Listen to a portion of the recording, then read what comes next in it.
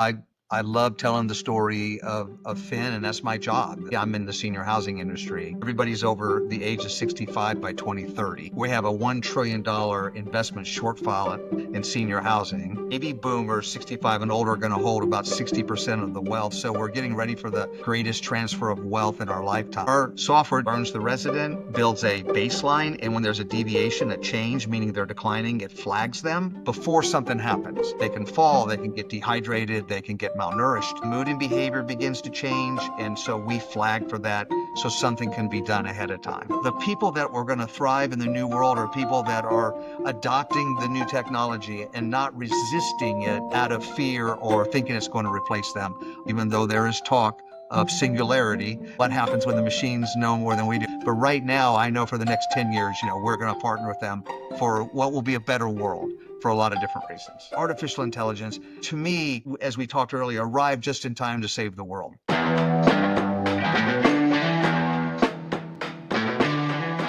How's your day going? Yeah, I'm having a great day. It's very, very excited about being on the recording with you today, and hope we can bring value to the people that your audience we're speaking to, and their organization. And my highest priorities right now with you, Edward. Fantastic, Todd. I'm glad to hear it. Where are you calling from?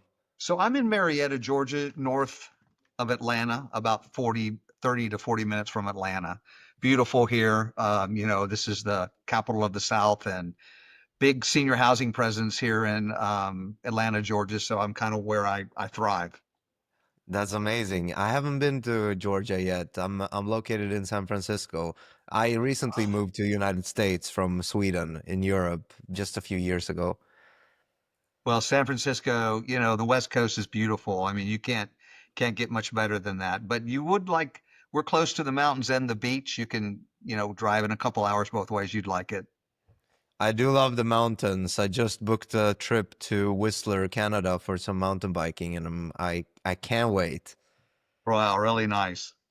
Well, all right. Again, great to meet you. Before we dig in, I'll give you a little bit of context. I'm the founder of Imperial Arts. We primarily partner with B2B SaaS companies to help increase their revenue and profitability, mainly by acquiring new clients. And this is why we're now interviewing leaders, such as people from Mercedes-Benz and Cisco previously, and now you, to gain deeper insights into the market and to provide value back to you in the form of this podcast. It usually takes 30 to 40 minutes. Does that sound good to you? Yeah, very good. I'm here for that. That's perfect timing. Great. Happy to hear it. So let's dive into it. Are you ready? Yeah, let's do it. Thanks, Edward. Cool. So Todd, I understand that Fin.io is crafted for operators. I mean, it clearly says it on Fin.io for everybody wondering, FINN. Could you share some insights into your business and the role you play with it, and maybe a little bit about yourself as well? Yeah, thank you, Edward. Well, I love telling the story of Finn, and that's my job. My job is to share with the industry. I'm in the senior housing industry, which is a fantastic industry to be in. I mean, everybody's over the age of 65 by 2030. We have a $1 trillion investment shortfall in senior housing. Uh, Baby boomers 65 and older are going to hold about 60% of the wealth. So we're getting ready for the greatest transfer of wealth in our lifetime. And there's not enough services for the baby boomer aging senior population. So this is a great opportunity. And then AI comes along just at the right time to save senior housing, to save aging, because we're seeing diminishing staffing levels. We're seeing more innovative tech that's difficult to use, but with the adjunct of AI, it's going to help solve that problem. But Fin is an electronic healthcare record platform. It is a SaaS platform. Every senior housing, whether it's a nursing home or assisted living or memory care, one thing they all have to do, they have to have a license, they're regulated, and you have to have a healthcare record. You can have those healthcare records on paper, or you can have them electronically. We offer electronic solution. And like all emerging tech we're seeing, Edward, in the space today. Of course, we're more affordable, we're easier to use, we're more adaptable. We have a user interface experience that's much more seamless with emojis and swipes. But really, our greatest thing we're bringing is proactive, predictive machine learning to our clients. So the biggest thing our clients have to do is understand the general condition of the resident. And when that change occurs, when they're declining, they have to do something about it. And it's hard to do because residents' conditions change all the time. The staff's very busy, they're documenting. We don't even really are aware of ourselves of the changes we're experiencing every day. So what our software does is it learns the resident, builds a baseline, and when there's a deviation, a change, meaning they're declining, it flags them before something happens. So in the senior world, when folks get older, they can fall, they can get dehydrated, they can get malnourished, they can have they can be not symptomatic of something going on in their body, but mood and behavior begins to change, and so we flag for that so something can be done ahead of time. So that is like what we're doing, and it's kind of like a being in a car that's proactive because it has 36 cameras. It can tell you what's going on around you. Are there any accidents? What's the weather? And can direct you how to drive. We're doing the same thing in healthcare in the day we're living in. Yeah, that's so interesting. I can imagine that a lot of these senior housing homes have been pretty analog until now, and digitalizing them is also figuring out what needs to be digitalized. There needs to be some value coming to those customers, and like you're saying, reporting with the use of machine learning can definitely help seniors figure out their issues before it's too late. I mean, this is a critical area. What are the current trends in the market that you are aware of? Where are the winds kind of blowing, and what are you noticing in your industry right now? Well, I think we're noticing, Edward, what everyone is noticing in every industry, and that is the emerging landscape change that AI is bringing. I will have to admit, senior housing, I think, and and some people tell me this about other industries, but we're definitely what I like to say stuck in ancient cultures. Um, People resist change. They resist things they don't understand. They've seen tech come in and become overwhelming because a lot of data, helpful data, but it's not proactive data. They don't know what to do with the data.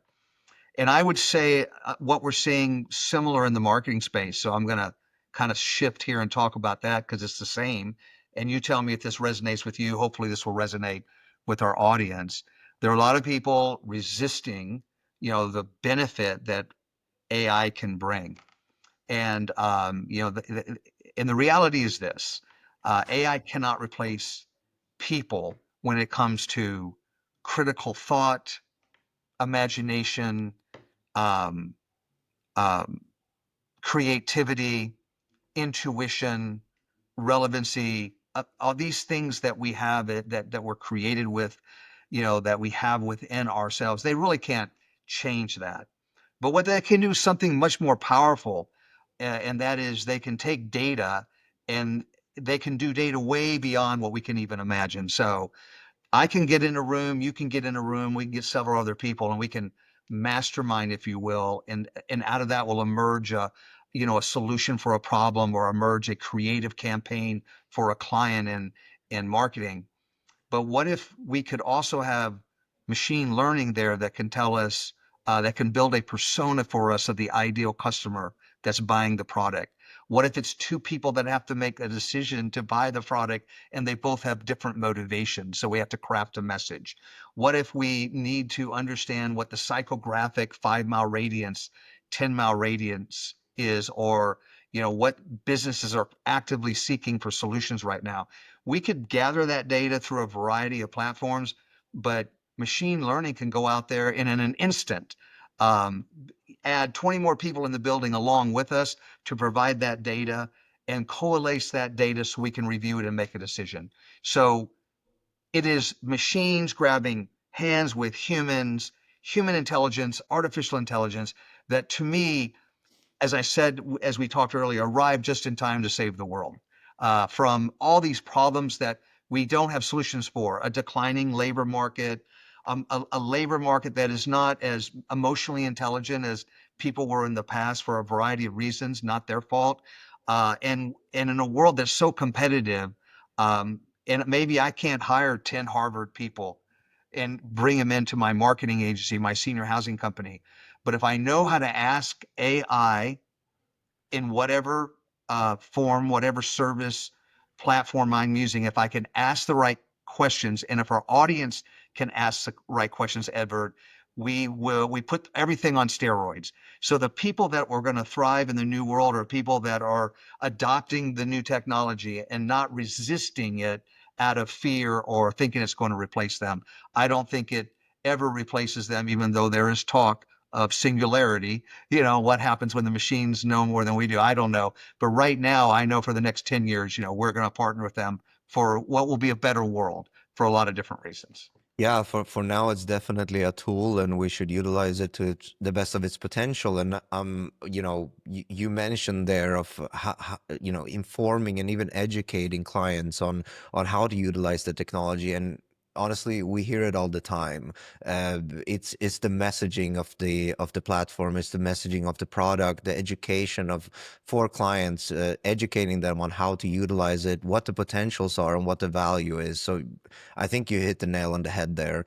I would love to understand more about how this impacts your sales. So, what let's say you had a magic wand and you could fix the messaging and get everybody on board and understand what's happening and how valuable this product is. How do you think it's impacting sales right now?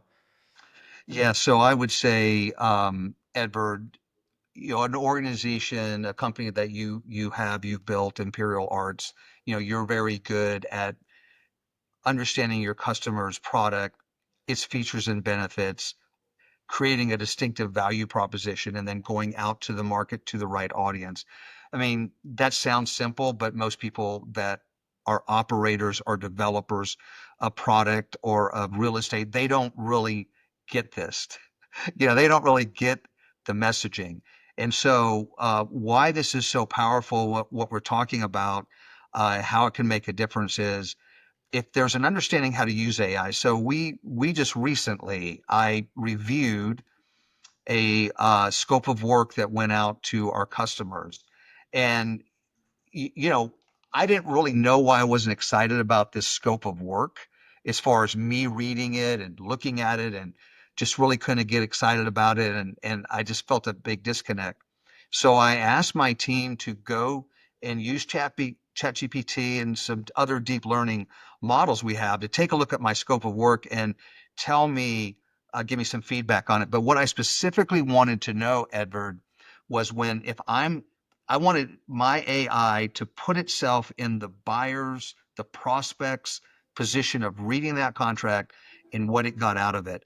And I was surprised that what my intuition told me that I could not understand was that our scope of work, our contracts that we are delivering to our customers spoke about 88 times about how great we were, how great we are, what we offer, and why they're going to be so much better by coming to me, Finn, as my electronic healthcare record with proactive meaning. And there was like two or three mentions of the customer.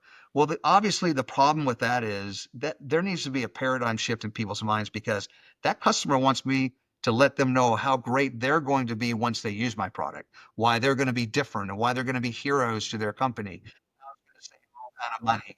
And would never have guessed that reading that contract, or why I didn't know it, but AI clearly spelled that out to me. And it helped us change that contract to be all about our prospect. So not only messaging, but contract, scope of work, understanding human personality and what motivates the buyer. Because, right, it's not about how great I think it is, even though I know it's great, but it doesn't matter. How is it going to make a difference in the person's life that is buying the product? And again, machine learning, though it's not human intelligence, knows a lot about personality, temperament, and psycho or the psychographic makeup of our clients. Yeah, and thank you so much for being transparent over the challenges that your company is going through and solving. It's really helpful and inspiring. And first of all, it's insightful for everybody's listening. On the contrary, though, when you look at the next 6 to 12 months in your business, where do you see the biggest opportunities for growth that you're really excited about? And as well, where do you see the biggest gaps that need to be fixed? Yeah, so with any product, I mean, obviously we would like to create or gain as much market share as we can. And in senior housing, there's a lot of owners and operators of these senior housing beautiful communities you see everywhere you drive around in the United States. I think the last count, there's approximately 30,000 communities and buildings plus out. The challenge is how do you get to them, and what message do you need? And I think initially, like a lot of people, the thinking is if we can just get one big owner of lots of buildings, we'll have it made, right? And that's true. If I could land somebody that, if I can land a Delta, if I'm selling mayonnaise and I can land Chick-fil-A, if I'm selling chicken and I can get Kentucky Fried Chicken, I mean, I've got it made. But a lot of times that there are other providers that are entrenched in market. Sometimes they own subsidiaries that are providing those services because they've been Yeah. doing this a long time. So we tried going out, and obviously I want to be attractive to the whole market. But what I'm finding my sweet spot with our product is folks that are on paper records and they want to get into the 21st century and go to electronic records. We've even identified it as people that probably have six or less buildings. We've identified it as people that need a budget-minded solution. They can't buy an enterprise solution. They need something like I have that's affordable. They need something that's easy to use, that's not going to disrupt their organization. So that opened a whole world to us of about that represents 75% of our market.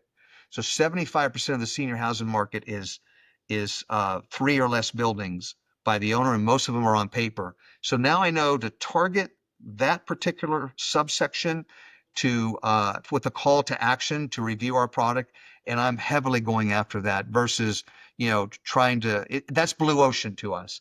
That's better than trying to target prospects that are whose doors being knocked on that people are trying to date, and it creates a very tense environment when you're trying to take someone out that has maybe 100 buildings.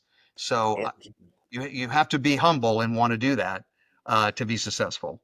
Yeah, that's a great strategy, and that I instantly thought of a follow-up question on that topic. In your opinion, what does your competitive landscape look like today? Do you think that these potential customers that you've identified receive many of these emails, or do you think that it's still a pretty scarce market in terms of competition? No, there's a lot of competition. There's a lot of competition. Most of the competition is spending advertising on mediums that are similar.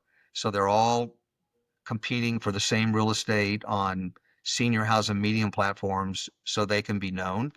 That's how, so spending a lot of dollars on promotion. Um, there are a lot of people that jumped into the electronic healthcare record space back in 2010 when the internet was emerging and hospitals were moving to an electronic, away from paper to electronic. And they created these data storage platforms that are very clunky. They're old, they're difficult to use, and people do not like them. I liken it to would you use Instagram now, or would you use MySpace or Teen Open Diary? I don't know if you remember those, Edward. But Yeah. what do you like? What it's easier to use Instagram. It's easier to use Instagram over even Facebook. Same thing, would you go back to a mainframe computer and rent space from it to store your data? Or are you going to go to the cloud with subscription-based services? So I'll give you one more example. Would you go back to using a notebook computer when you can go to a computer in your hand like this that has everything you need and is more powerful than an IBM mainframe? I think about the day when BlackBerry I don't know, was it 10 years ago? BlackBerry, maybe a little bit longer, owned the market. Everybody loved that trackball, and the little keyboard. And when you talk to Yes. business about the Apple, and we're not going to do that. We love the computer look and the sophistication look. And Steve Jobs gets up and says, "Look, I got more than a computer. I have an experience." And overnight, in 30 days, BlackBerry's out of the market and Apple is in. That's how quickly things can change. So, I may be rambling a little bit here, but our market is right for something that's easy to use, can be downloaded from the App Store, that can be geofenced to be used in with one particular server, that is swiped in emojis versus going in and typing and time consuming stuff, and you can't control what's being typed. We try to make it very simple. And so we have a very good product. Our biggest challenge is going to be adoption because people like to stick with what's safe. And I'll just briefly mention two things about how that's pretty relevant. I remember 2010 telling senior housing we're going to do internet, we're going to put Wi-Fi in all the buildings, and they were like, no one's going to do that. The seniors aren't going to use it. We're not doing that. And that was from the National Investment Center in 2010. Long story short, 5 years later, everybody's putting Wi-Fi in their buildings, and it changes the world. I feel like the seniors are using their phones more than the youngsters are. Yeah, well, one, I think the need has required that, right? A little bit of lost memory, a little bit of not understanding that, the all the new technology coming out, but they can pick up the phone and they can talk to Chat GPT and say, "Hey, this is what I think, this is what I believe, help me understand what's going on here." And they have a counselor right on the phone that can scour the web and provide data back if they can ask it a good question in a matter of seconds. Fantastic, fantastic. Yeah, we have talked a lot about the communication aspect and the story of the product, and get communicating that your product is ease of use, multi-platform, and you even mentioned Steve Jobs, that he sold the experience, the feeling of using his products, and kind of the wow effect that you're looking for. How important is it for you to build more strategic visibility right now? So whether that would be the branding or the company positioning or just getting your story out more clearly to ideal clients, is that something that you're looking into? Yes, Edward, I'm on a quest every day to try to figure out how the market is emerging. I mean, one of the things that ChatGPT and the other platforms have opened a Pandora's box of knowledge that's now available. It's interesting, though, it seems though the knowledge is readily available, not everybody has a level of awareness to understand it. But people are rushing to the space. I mean, you know this, maybe you can mention it and talk about it. I mean, if anybody can be a social media star if they want now.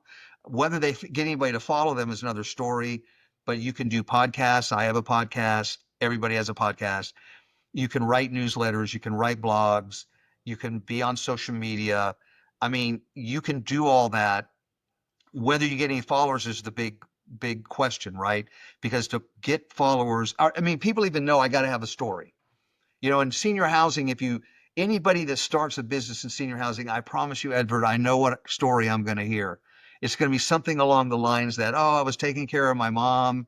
I was looking for a solution. One didn't exist, so I knew I had to create it. So here I am, and I'm passionate and I love helping people. And that's great, but everybody tells the same story. So there has to be not just a unique value proposition, but a distinctive value proposition. There has to be a story that resonates with the audience, with all the other competing stories.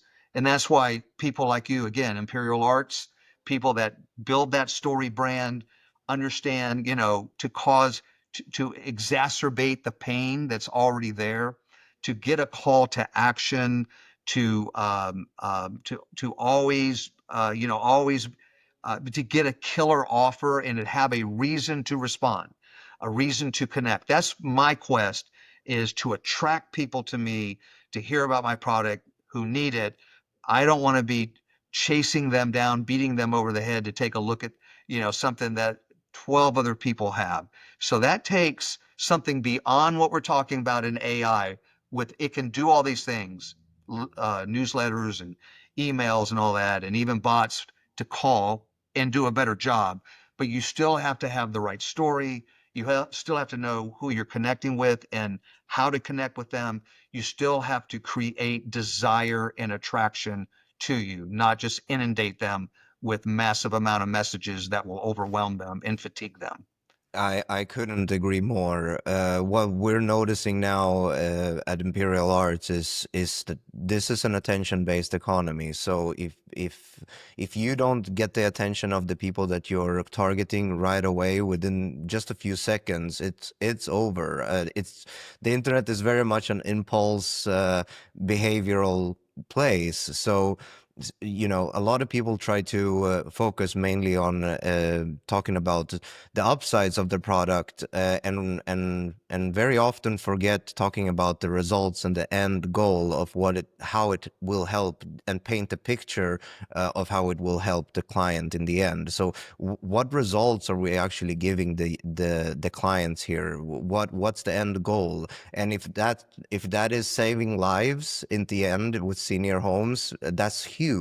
I mean, for Finn especially, there's so many aspects that the senior homes will gain. There's so much value to gain just by using the product that I think just crafting a good messaging will be huge. And that really does get me into the next section here.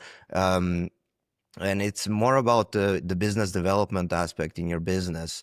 So in your recent experience, would you say that your business development and client acquisition processes are where you want them to be, or are there still parts that feel slower or heavier than they should? Yeah, great question. So in our world, this is a long sales cycle for a SaaS product. This is not someone saying, I need a word processor and let me go look for one. Oh, there's Microsoft Office and I can buy it and get a monthly subscription and call it a day. This is a longer process because of budgets, because it's expensive. It's a commitment, and there we have to overcome objections in their minds, fears, imaginations that this is going to be distracting. So I think our sales process is about a year.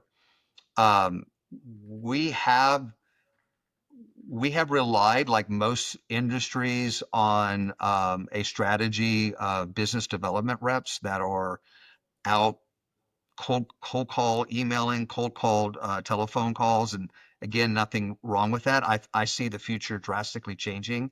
I think it's already here.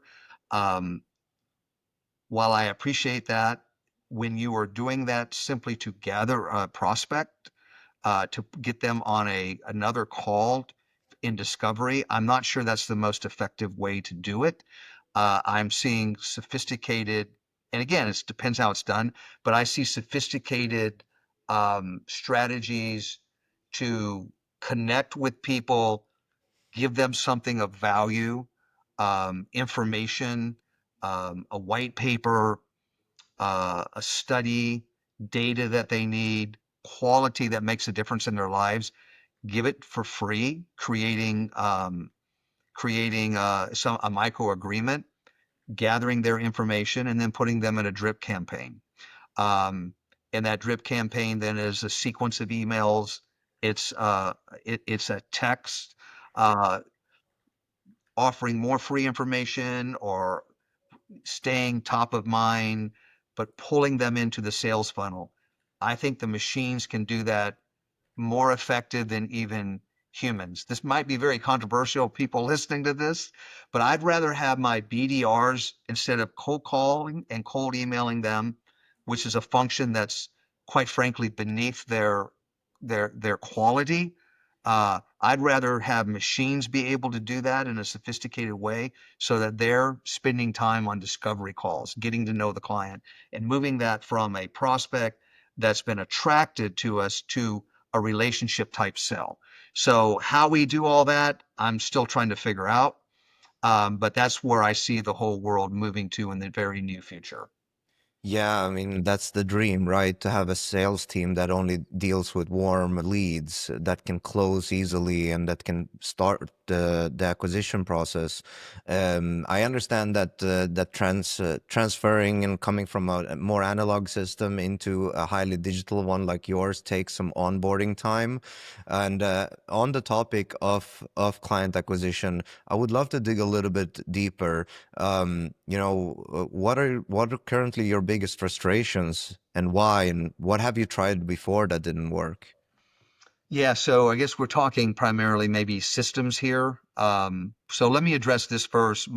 The greatest frustration is helping the market understand what artificial intelligence is. And maybe that's not even the best way to frame it.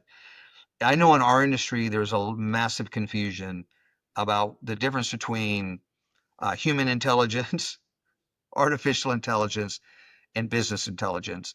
In fact, most of the legacy providers of tech that started in 2010 and created what was very unique at the time and pretty cool ways to track things, cameras to look at a resident and when it comes on when they fall, and you can go back and find out why they fell and make a decision of changing the care plan so they don't fall again.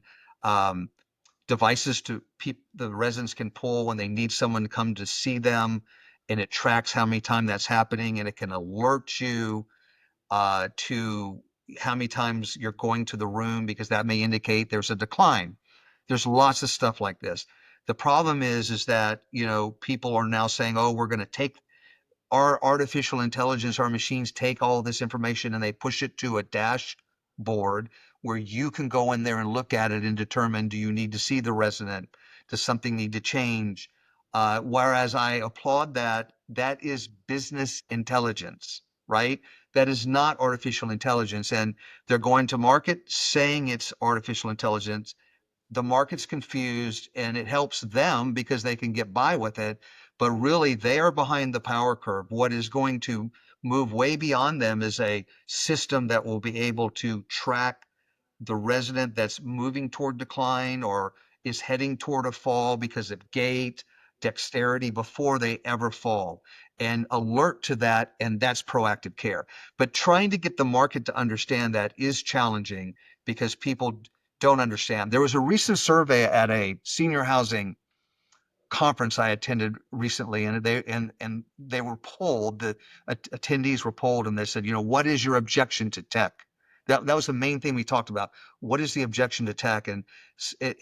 Very few said there was somebody in the organization that didn't want to adopt it. Some, but that was way low on the list. It was way low on the list that people didn't want to pay for it. That was low as well. What was high on the list was we don't understand it. We want it, we will pay for it, but we have to understand it because it's such a noisy, busy world. Same thing, Edward. I'm talking with other marketing agencies, finding out what they're doing. Even though they're sophisticated and they have beautiful presentations and there's colors and logos and all that stuff, they still are focusing on promotion and public relations Yeah. rather than understanding who the persona buyer is and what do they need to hear in the messaging. I'm not Coca-Cola. I can't afford a brand campaign, Yeah. to go out there and spend billions of dollars to help them understand my product. I need to be able to target my customer and let them understand real quickly how I make a difference. So education is the key in our industry of helping them get out of the analog world into a digital world. I couldn't agree with you more. The fact that a lot of people think that design will solve your growth problems is great in thought, but in practice, we want to move the bottom line of your business, and the way to do that is to close clients, and that is by educating them and them understanding your product. So I think you're straight on here. Like that's the most important part. When it comes to scaling or scaling teams or building your companies to help drive growth, do you prefer doing most things yourself, or are you more focused on finding the right partners and systems to take things off your plate? Yes, so I think well, that's a great question. I have struggled. There's a lot of talk and great books written about delegating and elevating, which I believe you can't grow a company, you can't scale it without delegating and elevating. But if you think that you can just delegate everything to people, high quality people coming in the organization, that just doesn't work either. Usually, there's something about the visionary that is unique. I've worked with many different visionaries that had a great vision, seemed to have almost you know, d- did not have the same limitations that I do regarding actually what's going on in the market and why it might not work. Visionaries are like, let's just break the glass and build it all over again. I'm going to break this glass ceiling, and you've got to have some of that manic, thinking, creative thinking to push forward. And those are some of the greatest, inventors of our time. But you also have to have a integrator. You need someone to integrate the vision. If a visionary comes up with 10 things that are really, out of their mind, comes out of their mind that they want to do, and you have to boil that down to here are the two that will actually work. And so let's work on this and integrate that for them. And you have to surround yourself with people that come on board to help you do that as well. So I think it's not an either or, it's both. Um, and then finding the right people in the right seat is very important as well. Because you know what I want? Some people real smart people right out of college, and that's great if that fits their model. I mean, I want seasoned people that have life experience, that understand people, particularly in the world I live in, because we're dealing with clients that are coming into senior housing that are 85 and more, and the decision maker is 65 and more. So these baby boomer decision makers are not moved by flash and hip and cool. They're quite suspicious of people that don't have life experience, but might have a lot of education in their minds. So I'm wanting somebody that's got life experience and the education, and it could be someone right out of school. So I'm not trying to pick on people like that. And I'm not trying to, there are people over 40 that are absolutely stuck. They might as well be 80 years of old age. So you have to get the right person. I've had BDRs that are in their 20s that are doing business like they're in their 50, like the 1950. They don't know anything about the digital age, and they're still attacking the market like we did in 1970. And then I have some people that are 70 plus that I'm working with that are like they are, they're becoming self-aware with AI and they're using it to their advantage. So it just depends on the openness, the awareness, the emotional maturity, and all that is important as partners. But one thing I can say, we can't do this alone, Edward. I can't do this alone. I can't build an entire team that can replace a marketing agency like Imperial Arts. I mean, it takes a team to get to pull a big vision off. Yeah, yeah, absolutely. And I'm that this really got me curious. I understand that you value building out teams and processes and systems to help take things off your plate. But with that, I'm also wondering how are you currently spending your day, and if you had these processes and people or what enables you to focus on more? Where would you like to spend that time more? You're gonna love this answer because this is right in your lane, I'm sure. But the biggest time investment I have right now, and I don't look at it as a task that needs to be automated in a sense, replaced because anybody could do it. But it is business development. It is relationship type selling. It is nurturing the people that are talking with us that are wanting to make a significant technology change in their communities. So I spend a lot of time making sure they're up to date, that I'm staying connected with them, that I'm providing value to them at no charge, so that when they're ready to make that decision at some point, they're going to call me. It would be, and then I'm reaching out to people. I've been in the senior housing space a while, have lots of followers on LinkedIn. I've worked real hard to have a good reputation and not mess it up. So people trust me. And that is the highest value that I want to protect, is that people can trust what I say. They can trust me in my record. And I've walked away when it's become gray, or when I felt like I I couldn't work with a situation because it was pushing the boundaries of ethically being wrong. So they trust me. So I can get in front of them. I can ask for the call.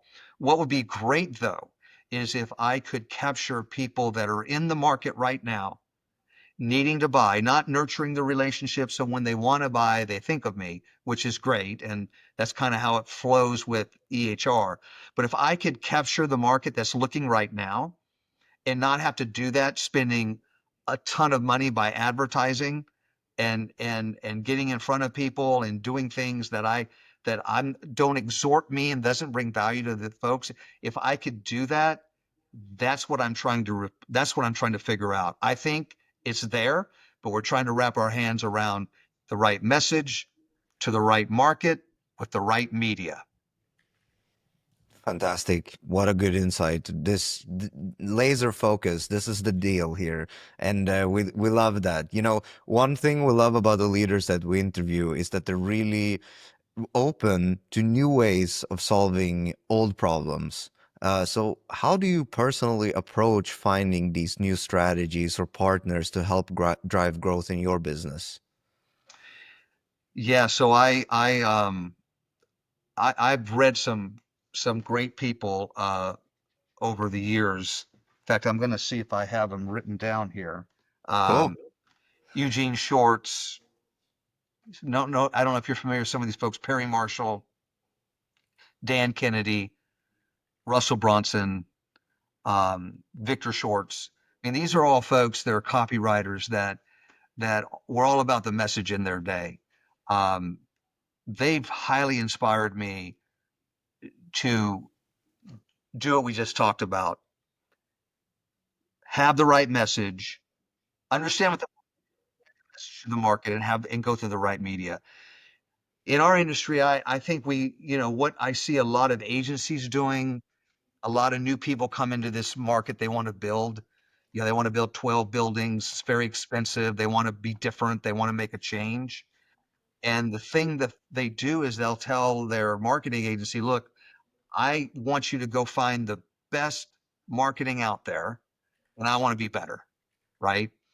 And they may say, I looked at these buildings and these websites, and I want to be better than them. So the whole idea is to improve and be better than the message that's existing message. I don't want to do that. I want to create something new. I want to think out of the box. I want to think about the change in our industry and in people and in labor and how the whole world's changing, and it is by 2030. And I want to get a message that resonates with the market. Not that I'm better than everyone else, but how I can make a difference in your life, how I can make you better, cause you to take better care of your residents, make you different than everyone else, empower you to be a thought leader, put you on the map, just not be better than everybody else. So that's how I approach my thinking, and that is to be future trend, Yeah. finding out, doing the homework, finding out where we're going and how that affects our industry. Humble but firm. Yes, Uh, that's a that's this is a fantastic insight, and I really appreciate you sharing that. And with that being said, is there anything you would like to share that I didn't ask? no. I appreciate the opportunity to share this with the audience. I hope it resonates with them. I don't monetize anything that I do other than for what I do for the company and trying to expand my influence to, make a difference in people's lives. And I'm a little bit more frank on these, and I thank you for this platform to do that. But I'm good. It's great, Edward. Appreciate you and your company doing this and getting the message out. Wonderful. Well, that was amazing. Again, thank you so much, Todd, for joining. Fin.io for everybody's listening. Please make sure to go and share with any potential stakeholders that could be interested in a product like this. Again, Todd, thank you so much for sharing your insights.